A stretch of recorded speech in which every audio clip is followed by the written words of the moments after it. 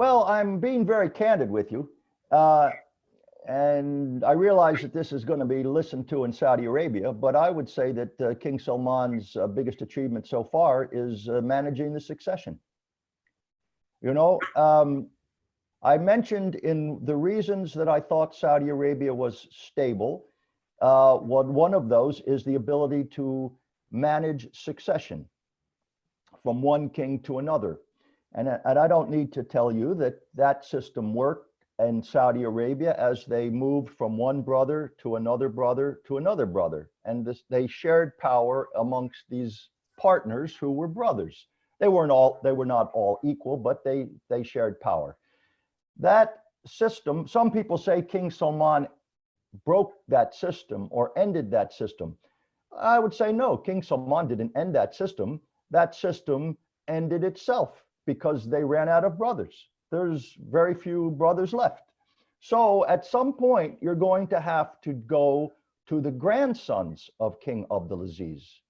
And even people like myself, who had long thought Saudi Arabia was more stable than many people assumed, recognized that that was potentially a dangerous point. When you go to the next generation, there's a potential there for what in English they would call a Game of Thrones.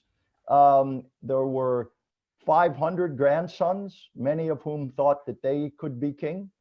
King effectively short-circuited the potential for a destabilizing Game of Thrones by picking one person and putting him in charge and making sure that it seemed unlikely that anyone was going to challenge that.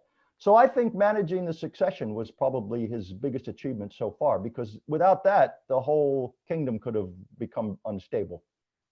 Now, he's done a lot of other things too. And the second thing I would mention, which again, people don't focus on, is fighting corruption. There was corruption, there is corruption. There's corruption in America. There's corruption in most countries. But he has clearly made an effort to reduce corruption in Saudi Arabia, and I think it's been quite effective. The businessmen I talked to, and I talked to quite a few of them, they say, you know, that definitely there's less corruption now than there used to be. Less people asking for bribes, less people doing kickbacks. So yes, I think he's making a difference in corruption as well.